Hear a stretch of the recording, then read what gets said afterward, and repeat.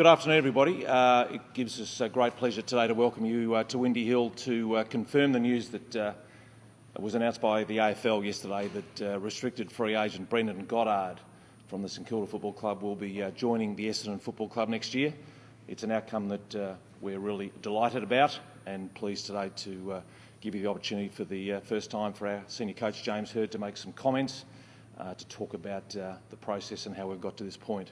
I think it's really important for the club today to clarify some of the remarks that have been in the media today in regard to the process that led to Brendon's signing. The restricted free agency process is very clearly laid out by the AFL, and every element of our commercial negotiation via ESP and Brendon was tabled to the AFL on Monday morning. The St Kilda Football Club, in accordance with those rules, were given the opportunity to match that offer, and they made it apparent on Monday afternoon that that was not their intent, hence the clarification that Brendon is now an Essendon player. There has never been any further conversations in regard to Brendon's contractual status with any other third-party organisation, and we're just happy to have the opportunity to clarify that. Questions? James, when did this first come on the radar that you'd be a possibility to get a player of Brendon's calibre? I think we've been watching Brendon play for a long time, but certainly probably didn't think we were an opportunity to really talk to him or work out whether he wanted to come and play at Essendon or leave St Kilda till just recently. But had a couple of conversations with Brendon over the last month or two. I think it was only as recently as on the weekend that we thought were a good chance, and yesterday morning when it was confirmed. These things happen pretty quickly when they happen. We obviously expressed some interest to ESP, which is Brendon's management group that are interested. But having talked to Brendon in the last 24 hours, it was a big decision for him, and he made it the last minute or the last couple of days. Both yourself and Bomber have said quite a few times you're sort of happy to build from within, but obviously this is a pretty big fish coming in. Was it just a case of it's just too big of an opportunity not to pursue?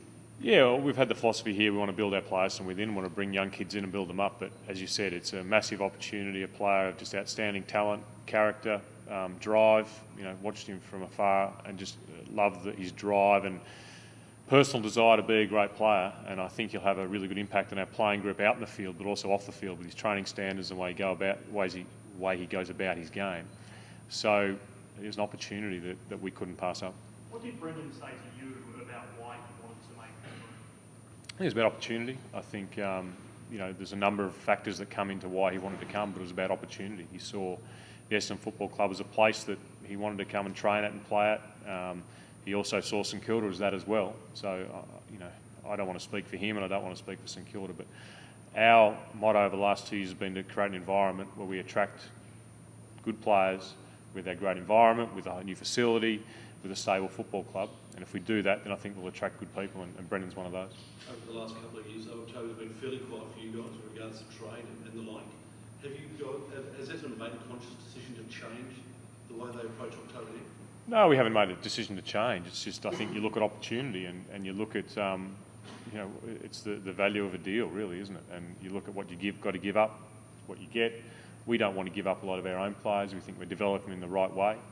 Obviously, in this case, we didn't have to give up anything. It's a deal that comes with good things for us, and we don't have to give anything up. And St Kilda should get very well compensated with a first-round pick as we go on. And I hope they get the best pick possible, because Brendon Goddard is an outstanding player, and I think then both clubs can walk away winners. And I think that's really important in this free agency period, that if you're a club that loses a quality player like Brendon, you walk out as a real winner, and we certainly hope St Kilda get the value that they believe they should get. James, Scott Water said he thought it was all about money. I know you can't speak on behalf of Brendon too much, but I think that was unfair. I don't want to speak for Scott or St Kilda, but what I do know is Brendon's come for opportunity, and he's come to be part of a successful team. And I'm not saying St Kilda won't be that or can't be that, but that's what we've talked about. I've talked to him about where I want this club to be, the way we want him to be part of it, the role we want him to play, and to be one of our players. I think that we don't need him to be a superstar. We don't need him to be the best player on the ground every week. We just need him to play a role in our group and be a really big part of our midfield. You said to James that he made up his mind after a one-on-one conversation with you.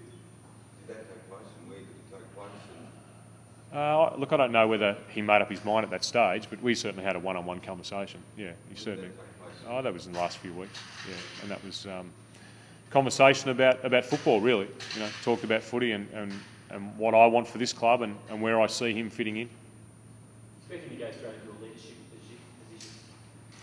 position. Leadership's interesting. I mean, our players vote on the leadership group, so certainly he'd be a very good chance. But I think our players will vote on that, and that's not. We didn't speak about a leadership position once, and we haven't guaranteed anyone in this club leadership positions because it's a player vote, and the players will decide in January next year what the leadership group is.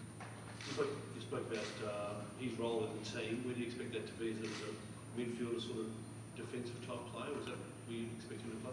Yeah, I think the great thing about Brendon is he can play a number of different positions, and we'll certainly utilise that part of his game. Our biggest deficiency is in our midfield, so you'd have to think you'll spend a fair bit of time there.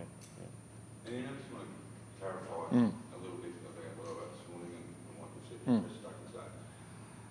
Are you saying that the former chairman didn't make that offer of a job employment? We've had no conversation with any third party in regard to the processes laid out by the AFL that we followed to the letter of the law in endeavouring to secure Brendon's services. Okay, I'm not suggesting that job was offered to Brendon, but are you saying that Ray Horsburgh did not offer that job to the We didn't have any conversation with any third party. So you can only assume from that you're thinking that Ray made that up? I can't speak for Ray. I can't speak for the questions that you put to Ray. All I can speak for is what the football club did, and this process has been something that we're really proud of. Obviously, we're proud of the outcome, but we're also very proud of the tight manner in which we've gone about it. James has already mentioned that we were always very, very minded of Brendon as an individual, but Brendon's contribution to the St Kilda Football Club, and we would like to think that we've demonstrated complete respect for them and him. And I can tell you that the process that we followed was very, very tight, and it did not involve contact, communication, financial assistance in any way from a third party. Last one, did you or David or anyone at the football club speak to Ray Horsburgh this morning? Have we spoken to Ray today? Yes, we have spoken to Ray today. And what did he say about it? Oh, well, that's a private conversation that will stay private. James, will this force the players No, out? we've been able to manage our salary cap through Robbo and through David and through Paul Hamilton and Adrian Zadoro pretty well. So at the moment we're going about contracting. Our players are out of contract, but we are also mindful that there's players that there are free agents for us that we're trying to sign, and the same thing could happen to us. It's happened with St Kilda over the next week and a half. I think free agency is something that has a good side, but also has for every club it has a bad side. It's an opportunity, but it's also a big risk there. Do you expect Angus Wallace to stay? We'd love Angus to stay. We've put a contract in front of him that we think is a very good contract, very respectful, and we really hope he does stay. And we've had a lot of conversations with Gus. There's obviously a club out there that's pretty keen on him, and he'll make a decision. Obviously, in the next 10 days, he's got to make that decision. But we really want him to stay. He's a very valued member of our team and a very good team man. You're going to play under the rules, James. Personally, do you like free agency? Or were you spoken against it? I think Bomber was a little bit iffy about it, and perhaps some clubs make it stronger. Yeah, I'll probably reserve my judgment on free agency till we see it play out and see whether clubs, to see whether clubs and players are happy at the end of it. I think we've got our first one. We're 2 days into it, and it's the way clubs will get compensated for what they lose will be interesting. And certainly, we'll come into a period next year where Job's up for contract and Job can leave for free agency. There's certain things can happen, and I think if clubs continue to lose good players, then they're probably negative about it. But let's wait and see what happens. Do you think the fans might be surprised at how quickly it's moving? I mean, the offer went in to Brendon Goddard, and 3 hours later, Brendon Goddard's out of St Kilda and he's at Essendon. I don't think we've had that easy process, that easy in a previous system, I suppose. I seem to think that the trade period, as has been reported in the paper today, over the last few years has gone for a long time, and it just sort of drags out. And I think for players and clubs, the shorter it is, the better, because it actually leaves, the 2 or 3 week constant speculation of players, whether they're going, whether they're staying, is pretty hard on players. And I think that the quicker you can get those sort of things done, the better. James, are you in the market for anyone else for Not at the moment, no. I mean, it's hard to answer that question totally because at the moment we're not, but things come up, you know, and players knock on your door. And just on Brendon, he obviously had a ripping year in 2010.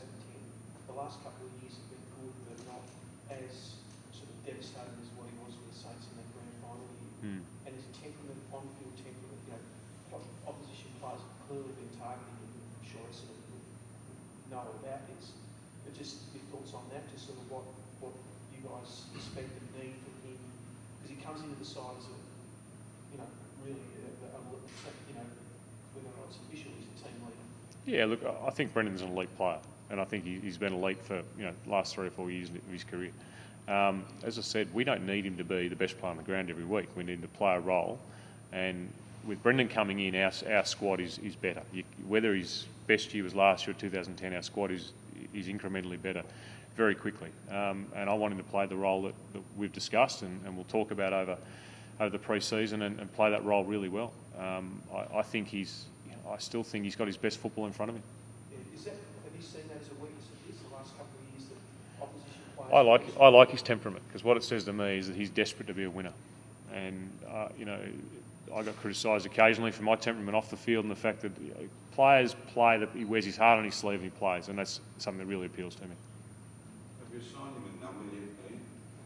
No, we haven't talked about it, Mark, but I'm sure it's at some stage when we hook up with Brendon, he's away overseas on holidays, and I think the plan is we'll hook up with him in Colorado for a training camp and then with the Gold Coast when the guys are back at the end of November. But numbers been on the list of A to Z of things to do, right at the bottom, I think. We'll bring our new draftees in. We'll bring Brendon in. I think the draft's November 22nd, and we'll see what numbers are available and throw one at him. So. What did Joe say? Jobe's excited. Yeah, Jobe's excited. As our playing group is very excited. I mean, the amount of texts I had last night, just really pumped and excited about bringing a quality player in like Brendon is great. Our players want to get better, and they want our club to keep challenging them, whether it be with training hard, whether it be with a new facility, whether it be good players, and they're excited because they can see that he's going to help them. You try to context how significant it is. I mean, some people say it's the biggest name Essendon's scored for 40 years. I mean, how significant is this? I don't want to get carried away with it because he's a player who will be part of our group, who will perform and play the role we want him to play. You know, he still needs to perform. We need to train hard. We need to train well. We're under no illusions that the hard work is yet to come as a football club. And yeah, I'm excited. Don't get me wrong, but let's get him fit. Let's get him playing good football and part of our team, and then we'll get really excited. Ian, was yesterday a watershed moment for AFL itself in regards to turning football now into a complete business? In the past, we had a little bit of loitering. It was hard for players to sort of change at their own will, unless clubs got involved and there was a good trade for it. Now it seems like players are just employees and will go where the best offer is for them and, you know, change jobs quite easily. Have we gone away from football totally now? AFL is totally business. Well, if I said it this way, we've just finished a 6-month, 7-month football season, and the recruiting season that James has just alluded to, this is day 2 of a process that goes all the way through to the 11th of December. So the recruiting season is half as long as the football season, 2.5 months long. And what we've established now, and I guess Robbo alluded to it earlier, it's much more clinical, perhaps, this process through the free agency setup as against the trade, because it's more uncertain, because it's in effect a 3-way thing. This is the circumstances that the players drove. We need to remember that. This was a big point of difference that I think led by Brendon Goddard at the PA at the time, and perhaps no surprise and ironical that Richmond were the first club to get a player across the line yesterday in Chris Knights, and we were the second later on in the day. So it creates its uncertainties, and some of those are behind your questions about where other players are at contract-wise, and then are also behind your question as to are we interested in any others. There's so many cause and effect conversations that are going to unfold over the next couple of months, and perhaps for some people that's why this time of the year is the most unsettling, because this is where people's careers are at stake, and James has used a word to conclude that we're very, very mindful of in every circumstance, and that's to be very, very respectful of how we go about our dealings. Thanks, guys.